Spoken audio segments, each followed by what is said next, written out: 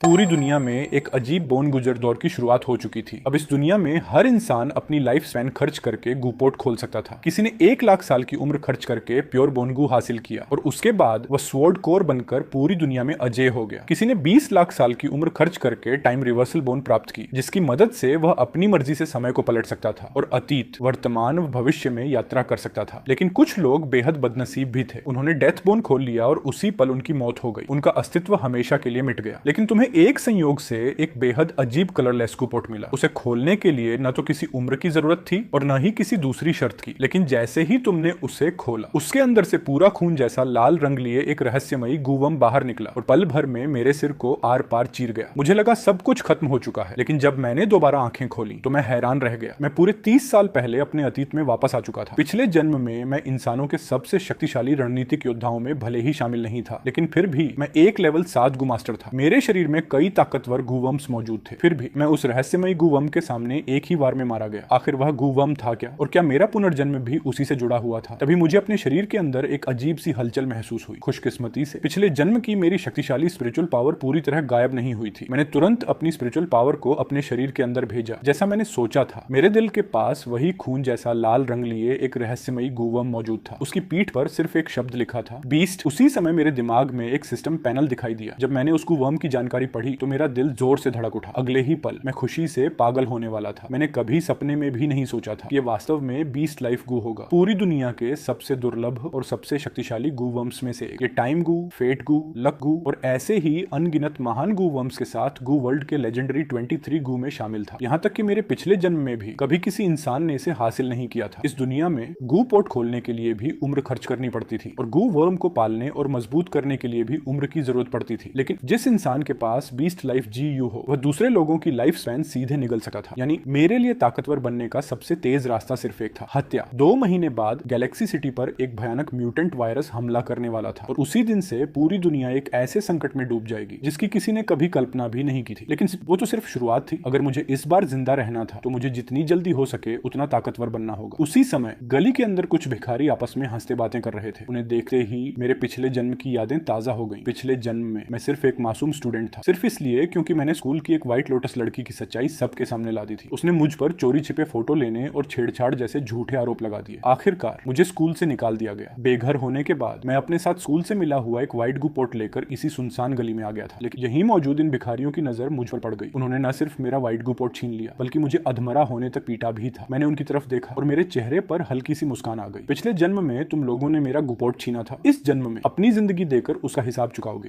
इसके बाद मैंने अपना व्हाइट गू पोर्ट बाहर निकाला। उसके ऊपर एक बड़ा सा अंक 10 लिखा हुआ था। इसका मतलब था इसे खोलने के लिए मुझे अपनी 10 साल की उम्र खर्च करनी होगी। लेकिन तभी गू पोर्ट के ऊपर अचानक एक टेक्स्ट दिखाई दिया। इस गू पोर्ट के अंदर एक लेवल 1 फ्लेम गू है, व्हाइट ग्रेड। इसे रिफाइन करने के बाद तुम आग को नियंत्रित कर सकते हो, कोई खतरा नहीं। इसे पढ़ते ही मेरा दिल जोर से धड़क उठा। मैंने बिना एक पल गंवाए उसे खोलने का फैसला किया। अगले ही पल तेज सफेद रोशनी चारों तरफ फैल गई और उसके अंदर से एक आग जैसी लाल फ्लेम गू बाहर निकल आया, बिल्कुल वैसा ही जैसा सिस्टम ने बताया था। मैं खुशी से भर गया। असल में गू पोर्ट खोलना एक जुए की तरह था। आसमान और धरती गवाह होते थे और दांव पर लगती थी इंसान की उम्र। लेकिन अब मैं पहले से ही उसके अंदर की जानकारी देख सकता था। यानी मैंने किस्मत का राज पहले ही जान लिया था। इसका मतलब साफ था, पूरी दुनिया के सभी दुर्लभ और शक्तिशाली गूवर्म आखिरकार मेरे ही हाथ लगने वाले थे। उसी समय गू पोर्ट से निकली सफेद रोशनी ने गली के सभी भिखारियों का ध्यान अपनी ओर खींच लिया। उनका सरदार सबसे पहले मेरे सामने आकर खड़ा हो गया। उसकी आंखों में साफ लालच दिखाई दे रहा था। गूवर्म हमें दे दे, मैंने शांत आवाज में पूछा। क्यों, क्या तुम लोग मुझे लूटना चाहते हो? वह हंस पड़ा। हाँ, लूटेंगे, और अगर तुझे मारना पड़ा तो वो भी कर देंगे। ये शब्द मेरे लिए बिल्कुल नए नहीं थे। पिछले जन्म में मैं सचमुच मरने से डर गया था, इसलिए मैंने अपना व्हाइट गू पोर्ट उनके हवाले कर दिया था। लेकिन बदले में उन्होंने मुझे फिर भी अधमरा होने तक पीटा था। इस बार मेरी आंखें ठंडी हो गई। मेरी स्पिरिचुअल पावर पूरे शरीर में बेकाबू होकर फैल गई और मैंने तुरंत फ्लेम गू को रिफाइन करना शुरू कर दिया। कुछ ही सेकंड में फ्लेम गू से भयानक गर्मी निकलने लगी। मेरा पूरा शरीर ऐसा लग रहा था मानो मैं खुद आग का इंसान बन चुका हूँ। एक भिखारी डर कर चिल्लाया, जल्दी रोको इसे, ये गूवम को रिफाइन कर रहा है। अगर ये गू मास्टर बन गया तो हम सब मारे जाएंगे। दूसरा तुरंत बोला, घबराओ मत, किसी भी गूवम को रिफाइन करने में कम से कम 1 घंटा लगता है। ये इतनी जल्दी कभी सफल नहीं हो सकता। लेकिन उस समय उनके दिमाग में सिर्फ एक ही बात चल रही थी, मुझे मार देना। मैं उनकी तरफ देख रहा था, लेकिन उनकी हर हरकत मुझे स्लो मोशन जैसी दिखाई दे रही थी। मेरी स्पिरिचुअल पावर इतनी शक्तिशाली थी कि बिना किसी गूवर्म के भी मैं इन भिखारियों को आसानी से मार सकता था। और अब मेरा फ्लेम गू पूरी तरह रिफाइन हो चुका था। मैंने धीरे से अपना दायां हाथ उठाया। अगले ही पल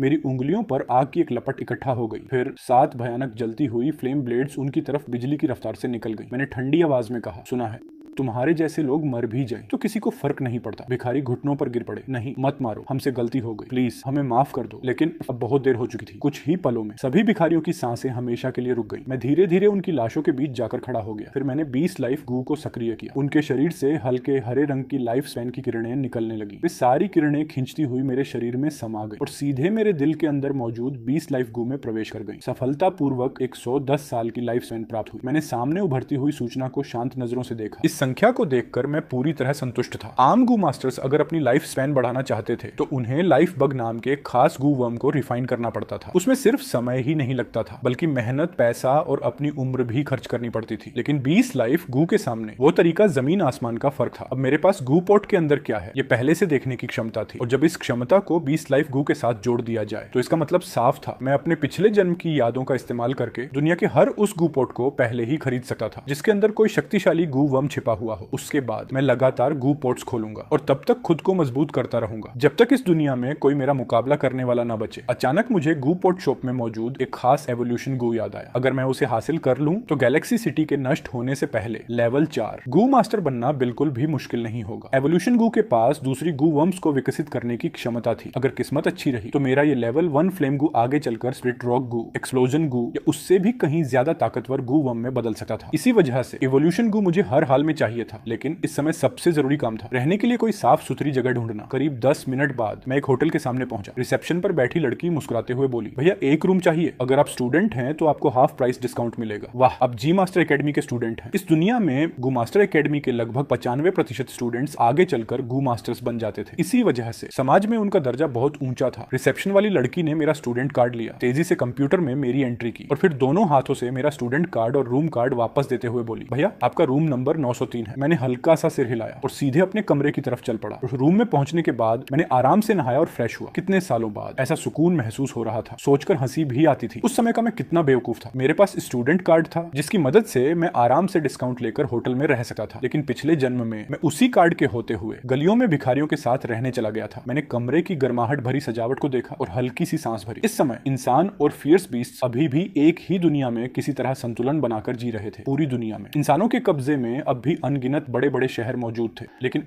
ये अच्छा समय ज्यादा दिन टिकने वाला नहीं था। बहुत जल्द पूरी मानव सभ्यता बिखरने वाली थी। उसी समय टीवी पर ग्लोबल न्यूज चल रही थी। यूरोप की नेस लेक में पौराणिक वाटर मॉन्स्टर दिखाई देने की आशंका है। एक लेवल 6 वाटर एट्रीब्यूट गू मास्टर उसकी जांच के लिए गया था, लेकिन अब तक उसका कोई पता नहीं चला। अगली खबर, पैसिफिक ओशन के बरमूडा ट्रायंगल में एक रहस्यमयी क्षेत्र दिखाई दिया है। वहां का मैग्नेटिक फील्ड पूरी तरह अस्थिर हो चुका है। कई लोगों का दावा है कि उन्होंने समुद्र के नीचे से एक प्राचीन अंडरग्राउंड सिटी को ऊपर उठते हुए देखा है। फिर अगली खबर आई, फूजी माउंटेन में ज्वालामुखी फटने के संकेत मिले हैं। ऐसा लग रहा है जैसे आग से बनी विशाल डरावनी हथेलियां उसके अंदर से बाहर निकलने की कोशिश कर रही हो। और आखिर में दुनिया के अलग अलग हिस्सों में कुल 72 एंशिएंट रिंस प्रकट हुए हैं। विशेषज्ञों का मानना है कि उनमें से एक असली काउज टॉम्ब हो सकता है। मैं टीवी पर चल रही खबरों को ध्यान से देखता रहा। Ness lake, Bermuda triangle, Fuji mountain. पिछले जन्म में ये तीनों जगहें दुनिया की सबसे खतरनाक फॉरबिडन जोन्स में बदल चुकी थी। लेकिन चाचानिक काउचाओ के 72 एंशिएंट रुइंस असल में एक बहुत बड़ा अवसर थे। करीब 6 महीने बाद ये सभी रुइंस एक साथ खुलने वाले थे। लेकिन उनमें से सिर्फ एक ही असली था। जो भी उस असली ऋण में प्रवेश करता उसे काउ की विरासत मिलती और साथ ही पूर्वीहान राजवंश के महान योद्धा काउ को जगाने का मौका भी मिलता। पिछले जन्म में जो गू मास्टर्स वहां पहुंचे थे वे बहुत देर तक दुविधा में पड़े रहे। आखिरकार उन्होंने काउ को जगाने का फैसला नहीं किया क्योंकि किसी को नहीं पता था कि उसके जागने के बाद वह इंसानों के लिए वरदान बनेगा या विनाश। इसीलिए सियाओ चाओ हमेशा के लिए दोबारा गहरी नींद में चला गया। लेकिन बाद में दुनिया को सच पता चला, अगर उस समय काउ चाओ को जगा दिया जाता तो वह अकेले ही पूरे ह्वाक्सिया की रक्षा कर सकता था। यहाँ तक कि वह अकेले एक फॉरबिडन जोन को रोकने की ताकत रखता था। मैं हल्का सा मुस्कुराया। इस जन्म में चाओ बॉस को भी थोड़ा बाहर घूमने का मौका देंगे। मेरे मन में आगे की पूरी योजना बन चुकी थी। मुझे याद आया पिछले जन्म में एक बार जान बचाकर भागते समय मुझे गैलेक्सी सिटी के बाहरी इलाके में एक पुराने लोकास ट्री के नीचे दबा हुआ एक ग्रीन गू पोर्ट मिला था। एक ग्रीन गू पोर्ट की मार्केट प्राइस करीब 1 लाख सिल्वर कॉइन्स थी और जो एवोल्यूशन गू मुझे चाहिए था वह एक ब्लू गू पोर्ट के अंदर था जिसकी कीमत सीधे 10 लाख सिल्वर कॉइन्स थी। इसीलिए इस समय मेरा सबसे बड़ा लक्ष्य सिर्फ एक था, पैसा कमाना। योजना तय करने के बाद मैं आराम से होटल से बाहर निकल आया। उधर जिस गली में उन भिखारियों की मौत हुई थी एक आदमी वहां से गुजर रहा था। लेकिन जैसे ही उसकी नजर उन जली हुई लाशों पर पड़ी वह वहीं रुक गया। उसके चेहरे पर साफ हैरानी थी। ये 7 जली हुई लाशें, कम से कम ये लेवल 3 फ्लेम गू का काम है या शायद लेवल 4 फ्लेम गू। वह गहरी सोच में पड़ गया। इतना शक्तिशाली गू मास्टर आखिर इन भिखारियों को मारने यहाँ क्यों आया? कुछ सेकंड बाद उसकी सांस अटक गई। कहीं ये ब्लड गू मास्टर तो नहीं? उधर मैं शहर के बाहरी इलाके की तरफ जा रहा था। रास्ते में फिर वही गली दिखाई दी। मैंने देखा एक आदमी लाशों के सामने खड़ा गहरी सोच में डूबा हुआ था। मैं हल्का सा चौंका। ये तो कैप्टन ली है। पिछले जन्म जन्म में, जब उन भिखारियों ने मुझे अधमरा कर दिया था। तब कैप्टन ली ने ही मेरी जान बचाई थी। मैंने तुरंत फ्लेम गू की ताकत छिपा ली और मुस्कुराते हुए उनके पास गया। कैप्टन ली, गुड इवनिंग। इतनी रात में भी ड्यूटी कर रहे हैं? इन बेचारे भिखारियों की हालत तो बहुत बुरी हुई है। कैप्टन ली ने मेरी तरफ देखा। उन्होंने मुझे पहचान लिया, लेकिन उन्हें कोई हैरानी नहीं हुई। आखिर वह ऑफिशियल क्लीनअप टीम के कैप्टन थे। उन्होंने शांत आवाज में कहा, अगर कोई जरूरी काम नहीं है तो जल्दी होटल वापस चले जाओ, आसपास एक ईविल गू मास्टर घूम रहा है। मैं मुस्कुराया। ठीक है कैप्टन ली। ये कहकर मैं आगे बढ़ गया। कुछ दूर जाने के बाद मैं मन ही मन बड़बड़ाया, तुम ही ईविल गू मास्टर हो? तुम्हारा पूरा खानदान ईविल गू मास्टर है। कैप्टन ली क्लीनर्स ऑर्गेनाइजेशन से थे। उनका काम शहर में घुसने वाले फियर्स बीस्ट्स का सफाया करना था। हर क्लीनर्स ब्रांच में उनको अनगिनत गू पॉट्स जमा रहते थे। थोड़ा सा कंट्रीब्यूशन देकर उन्हें एक्सचेंज किया जा सकता था। इसके अलावा कुछ बेहद ताकतवर एक्सप्लोरेशन टीम्स भी थी जो लगातार सीक्रेट रियल्म्स में जाकर फियर्स बीस्ट्स को मारती थी और वहां से गू पॉट्स ऑफ दूसरी दुर्लभ अपॉर्चुनिटीज हासिल करती थी। ऐसे सीक्रेट रियल्म्स में सैकड़ों, हजारों, यहाँ तक कि लाखों गू पॉट्स मौजूद होते थे। एक पल के लिए मैंने सोचा, क्या मुझे पहले क्लीनर्स ऑर्गेनाइजेशन ज्वाइन कर लेनी चाहिए? थोड़े फायदे भी मिल जाएंगे। लेकिन अगले ही पल मैंने सिर हिला दिया। अभी मेरा सबसे बड़ा लक्ष्य इवोल्यूशन GU हासिल करना था। अब मैं शहर से बाहर जाने वाला था। सच कहूं, मेरे मन में अभी भी थोड़ा डर था, क्योंकि शहर के बाहर गैलेक्सी सिटी सेफ जोन खत्म हो जाता था। अगर किस्मत खराब हुई तो रास्ते में किसी फियर्स बीस्ट या किसी वांटेड गू मास्टर से भी सामना हो सकता था। इसीलिए मेरे पास अपनी सुरक्षा के लिए कुछ और ताकत होना जरूरी था। थोड़ी देर सोचने के बाद मैंने फैसला किया, सबसे पहले मुझे अपने फ्लेम गू को और मजबूत बनाना होगा। फ्लेम गू grade, white level, 1 level 2 evolution condition, 10 साल की लाइफ स्पैन एबिलिटी। फायर मैंने बिना जरा भी हिचकिचाए तुरंत इवोल्यूशन चुन लिया। अगले ही पल मेरी 10 साल की लाइफ स्पैन कम हो गई और पूरी की पूरी फ्लेम गू के अंदर समा गई। एक पल में फ्लेम गू के पूरे शरीर से आग की बेहद तेज लपटें फूट पड़ी। उसकी फायर पावर पहले से लगभग 2 गुनी हो चुकी थी। इसके बाद मैंने लेवल 3 की इवोल्यूशन कंडीशन देखी। फ्लेम गू लेवल 3 इवोल्यूशन कंडीशन, 100 साल की लाइफ स्पैन, एक फ्लेम स्पिरिट बोन।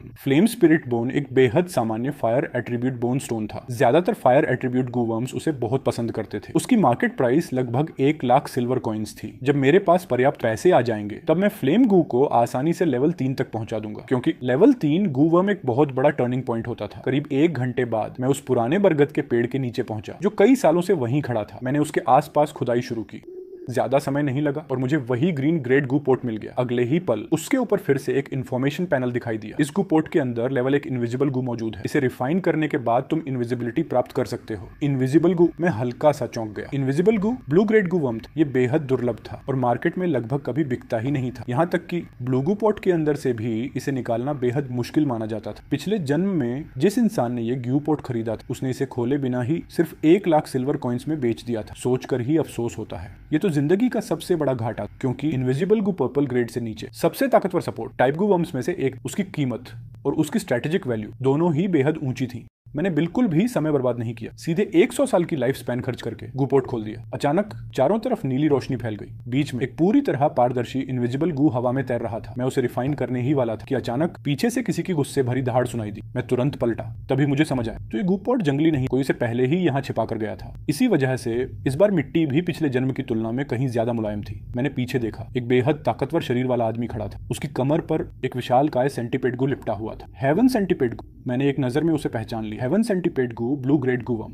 ये असैसिनेशन में माहिर था और बेहद घातक जहर छोड़ सकता था। ब्लू ग्रेड गू वर्म्स के बीच इसकी कॉम्बैट पावर सबसे ऊंची मानी जाती थी। उसके शरीर का आकार और उसकी विशेषताएं देखकर मैंने तुरंत अंदाजा लगा लिया। कम से कम लेवल 3 पर पहुंचने के बाद हेवन सेंटीपेड अपना फैंटम फॉर्म बना सकता था। उसकी ताकत इतनी थी कि मेरी अब भी की लेवल 2 फ्लेम गू को एक ही बार में खत्म कर सकता था। मुश्किल दुश्मन है, मैंने मन ही मन सोचा। पहले बात करके देखता। मैं मुस्कुराया। अगर मैं कहूं ये सब बस एक संयोग था तो क्या तुम यकीन करोगे? सामने वाला आदमी गुस्से से दहाड़ा, संयोग तेरे बाप का, तू कब से मेरा पीछा कर रहा है? उसकी आंखों में साफ लालच दिखाई दे रहा था। अभी कुछ देर पहले उसने भी ब्लू लाइट देखी। अगर मेरी स्पिरिचुअल पावर इतनी ताकतवर न होती और वो मेरी असली ताकत समझ पाता तो शायद पहले ही हमला कर चुका होता। मैंने होंठ सिकोड़ ली। पीछा? मैं तो ये भी नहीं जानता कि तुम हो कौन। सच यही है, ये सिर्फ एक कोइंसिडेंस है, वो ठंडी आवाज में बोला। अगर ऐसा है तो अभी मेरा गू पोर्ट वापस कर दो, मैं आज की बात यही खत्म मान लूंगा। उसी पल उसके पीछे अचानक करीब 3 मीटर ऊंचा एक विशाल सेंटीपेड फैंटम उभर आया। मैंने उसे ध्यान से देखा, लेवल 3, लेकिन उसका शरीर अभी पूरी तरह हरा नहीं हुआ था। मतलब उसने अभी तक पॉइजन कोर नहीं बनाया था, यानी वो अभी लेवल 4 तक नहीं पहुंचा था। मेरी बात सुनकर वो मसल मैन साफ हैरान रह गया। उसे उम्मीद नहीं थी कि मैं सिर्फ एक नजर में हेवन सेंटीपीड गू को पहचान लूंगा। इतना ही नहीं, मैं उसकी सारी एबिलिटीज भी जानता था। वो घूरते हुए बोला, तू आखिर है कौन? तुझे हेवन सेंटीपीड के बारे में कहां से पता चला? मैंने कंधे उचकाए। ये कोई पर्पल ग्रेड गू तो है नहीं, इसके बारे में सुना हो, इसमें हैरानी की क्या बात है? उसका चेहरा तुरंत काला पड़ गया। उसे कैसे हैरानी नहीं होती जब से उसे हेवन सेंटीपीड मिला था तब से उसने इंटरनेट का कोना कोना छान मारा था, हर फोरम, हर डेटाबेस, हर गाइड, लेकिन उसे एक भी जानकारी नहीं मिली। धीरे धीरे उसे लगने लगा था कि पूरी दुनिया में शायद सिर्फ उसी के पास ये गू मौजूद है। और आज पहली बार उसने किसी दूसरे इंसान के मुंह से हेवन सेंटीपीड का नाम सुना था। उसने गहरी सांस ली। छोड़ो, ये सब मायने नहीं रखता, बस मेरा गू पोर्ट वापस कर दो तो मैं आज की सारी बात भूल जाऊंगा। मैंने सीधे मना कर दिया, वापस करना नामुमकिन है। मैंने इसे पेड़ के नीचे से निकाला है, ये नेचर का गिफ्ट है। वो गुस्से से कांपने लगा। अब उसने फैसला कर लिया था, पहले लड़ाई बाकी बातें बाद में। मैं शांत आवाज में बोला, गू पोर्ट तो मैं नहीं दूंगा, लेकिन मैं तुम्हें उससे कहीं बड़ी अपॉर्चुनिटी दे सकता हूँ जिसकी कीमत ब्लू ग्रेड गू से भी कई गुना ज्यादा है। वो ठिठक गया, इतना बड़ा मौका, मैं तुम पर भरोसा क्यों करूं? मैं हल्का सा मुस्कुराया, सिर्फ इसलिए क्योंकि मैं हेवन सेंटीपीड को जानता हूं। फिर मैंने उसकी आंखों में देखते हुए कहा, मैं तुम्हें लेवल 4 तक पहुंचा सकता हूं। ये सुनते ही उसका पूरा शरीर हिल गया। वो पूरे 10 साल से लेवल 3 पर अटका हुआ था। अगर सच में वो लेवल 4 बन सकता था तो ब्लू ग्रेड गू की क्या औकात? जरूरत पड़ती तो वो अपनी पूरी संपत्ति भी दांव पर लगा देता। वो उत्साह से बोला, अगर तू सच में मुझे लेवल 4 पहुंचा दे तो जो मांगेगा मैं दूंगा, चाहे आग का दरिया हो या मौत का पहाड़, मैं तेरे लिए ले आऊंगा। उसी समय मैंने इनविजिबल जीयू भी सफलतापूर्वक रिफाइन कर लिया। अगर मैं चाहता तो अभी इसी पल गायब होकर वहां से निकल सकता था, लेकिन अब मेरा जाने का बिल्कुल मन नहीं था क्योंकि इस मसल मैन के अंदर अभी भी बहुत वैल्यू बाकी थी। शायद मैं इससे और भी फायदा उठा सकता था। मैं मुस्कुराया, आग के दरिया में जाने की जरूरत नहीं, मुझे सिर्फ एक चीज चाहिए, हेवन सेंटीपेड की इनर कोर पॉइजन, सिर्फ एक बूंद। ये सुनते ही उसने भौहें सिकोड़ ली। Inner core poison heaven centipede का सबसे कीमती हिस्सा था। अगर वो निकल जाए तो उसकी कॉम्बैट पावर काफी कम हो जाती थी। इसी वजह से मार्केट में ये मटेरियल लगभग कभी दिखाई नहीं देता था। मैंने शांत स्वर में कहा, अगर हेवन सेंटीपेड लेवल 4 बन जाएगा तो क्या तुम्हें पॉइजन की कमी रहेगी? वो कुछ देर सोचता रहा। बात सही थी, अगर सच में वो लेवल 4 बन गया तो आज जो नुकसान होगा वो बाद में आसानी से पूरा हो जाएगा। आखिरकार उसने सिर हिलाया, मैं मानता हूं, लेकिन पहले तरीका बताओ। मैं मुस्कुराया। हेवन सेंटीपीड की लेवल 4 एवोल्यूशन कंडीशन थी, एक पर्पल ग्रेड पॉइजन ग्रास, 3000 साल की लाइफ स्पैन और उसके साथ कई दूसरी दुर्लभ मटेरियल्स। लेकिन मेरे पास हेवन सेंटीपीड को लेवल 4 तक पहुंचाने का एक और तरीका था। पिछले जन्म में मैंने एक लेवल 5 गू मास्टर को मार गिराया था। उसके पास भी हेवन सेंटीपीड था। उसकी बैटल लूट में मुझे हेवन सेंटीपीड की लेवल 4 एवोल्यूशन का एक दूसरा फॉर्मूला मिला था। मसल मैन ने शक भरी नजरों से मुझे देखा। दूसरा फॉर्मूला, मैं तुम पर भरोसा क्यों करूं? मैंने शांत भाव से आसमान की ओर देखा। मुझे तुम्हारे भरोसे की जरूरत नहीं है, बस आसमान भरोसा करे, इतना काफी है। मैंने धीरे से कहा, हेवन एंड अर्थ मेरी गवाही बनो। Record formula. अगले ही पल आसमान में सुनहरी बिजली भयानक गर्जना के साथ चमकी। अंधेरी रात अचानक सुनहरी रोशनी से भर गई। मेरे सामने एक सुनहरे रंग का कागज हवा में प्रकट हुआ। यही हेवन एंड अर्थ की शक्ति थी जिसकी मदद से मैं अपने दिमाग में मौजूद फॉर्मूला को सीधे इस दुनिया में दर्ज कर सकता था। लेकिन सिर्फ असली formula he heaven and earth की मान्यता प्राप्त कर सकता था। अगर फॉर्मूला झूठा होता तो रिकॉर्डिंग उसी समय फेल हो जाती। मसल मैन की आंखें फटी की फटी रह गई। दत्तेरे की, ये तो हेवन एंड अर्थ के सामने फॉर्मूला रिकॉर्ड करना है। कहते हैं ऐसा सिर्फ लेवल 6 या उसे ऊपर के गू मास्टर या फिर किसी स्पेशल रिकॉर्डिंग गूवम वाले इंसान ही कर सकते हैं। ये गुपोट चुराने वाला लड़का आखिर है कौन? धीरे धीरे सुनहरे कागज पर एक एक शब्द उभरने लगा। Heaven centipede level 4 evolution formula, 3 earth centipedes, एक poison mist goo, 2 poison vein grass और 1000 साल की लाइफ स्पैन। इन सबको मिलाकर हेवन सेंटीपीड सफलतापूर्वक लेवल 4 में विकसित हो सकता है। कुछ ही पलों में पूरा फॉर्मूला लिखकर तैयार हो गया। अगले ही पल सुनहरी रोशनी ने पूरे फॉर्मूला को ढक लिया, जैसे हेवन एंड अर्थ उसकी जांच कर रहे हो। कुछ सेकंड बाद जब सब कुछ सही पाया गया तो आसमान से एक सुनहरी मुहर उतरकर फॉर्मूला पर अंकित हो गई। Formula confirmed. उसी समय मेरे शरीर की थोड़ी सी स्पिरिचुअल पावर भी खर्च हो गई, लेकिन मेरे लिए ये खर्च लगभग न के बराबर था। आखिर मैं पिछले जन्म में लेवल 7 गू मास्टर रह चुका था। मैंने शांत आवाज में पूछा, अब हेवन एंड अर्थ की गवाही काफी है? मसल मैन की आंखें लाल हो चुकी थी। उसका पूरा शरीर उत्साह से कांप रहा था। अगले ही पल उसने बिना एक पल गंवाए अपनी कमर से एक खंजर निकाला और सीधे हेवन सेंटीपीड के पेट में घोंप दिया। तुरंत उसके शरीर से गाढ़ा हरा झर बाहर निकलने लगा। उसने फुर्ती से एक चीनी मिट्टी की शीशी निकाली और एक एक बूंद इकट्ठा करने लगा। पूरी 10 से ज्यादा बूंदे भरने के बाद वह सम्मान से मेरे सामने आया। बॉस, ये पॉइजन आपके लिए मेरी तरफ से गिफ्ट है। मैंने शीशी अपने हाथ में ली। मन ही मन में बेहद खुश था। मैंने तो उससे सिर्फ एक बूंद मांगी थी, लेकिन इस आदमी ने तो पूरा हेवन सेंटीपीड ही निचोड़ दिया। ये आदमी सच में बड़ा सीधा है। इसके बाद मैंने हाथ में मौजूद फॉर्मूला उसकी तरफ उछाल दिया। अब ये फॉर्मूला तुम्हारा है, जल्दी से लेवल 4 तक पहुंचो और आज रात कहीं बाहर मत निकलना। तभी अचानक मुझे एक बात समझ में आई। अब मुझे पता चल गया कि पिछले जन्म में ये मसल मैन वापस आकर ग्रीन गू पोर्ट लेने क्यों नहीं आया था। शायद गू पोर्ट छिपाने के बाद उसी रात उसकी मौत हो गई थी। मसल मैन ने फॉर्मूला को दोनों हाथों से ऐसे पकड़ा मानो कोई अनमोल खजाना हो। वह जोर से बोला, बॉस, आज चाहे मैं मर जाऊं लेकिन इस जगह से एक कदम भी बाहर नहीं जाऊंगा। वह फॉर्मूला को बार बार देख रहा था। उसे डर था कहीं गलती से वो फट न जाए। जब उसने सिर उठाया और मुझे फिर से धन्यवाद कहना चाहा तो उसके सामने कोई भी नहीं था। मैं पूरी तरह गायब हो चुका था। मसल मैन का शरीर हल्का सा कांप गया। जैसा मैंने सोचा था, वो सचमुच कोई हिडन एक्सपर्ट था। उसने फॉर्मूला को सीने से लगाया और धीरे से बुदबुदाया, बॉस, मैं आपका ये एहसान कभी नहीं भूलूंगा। मेरा बेटा आखिरकार लेवल 4 तक पहुंच सकेगा। शाओली, पापा को आखिर तुम्हारा बदला लेने का मौका मिल ही गया। लेकिन इस मसल मैन एक बात बिल्कुल नहीं जानता था, असल में मैं वहां से गया ही नहीं था। था। मैंने बस इनविजिबल गू को पूरी तरह रिफाइन कर लिया था और अब पूरी तरह अदृश्य होकर कुछ ही कदम की दूरी पर शांत खड़ा उसे देख रहा था। ऐसा लग रहा था इस मसल मैन के पीछे भी कोई लंबी कहानी छिपी हुई थी, लेकिन उसकी कहानी से अब मेरा कोई लेना देना नहीं था।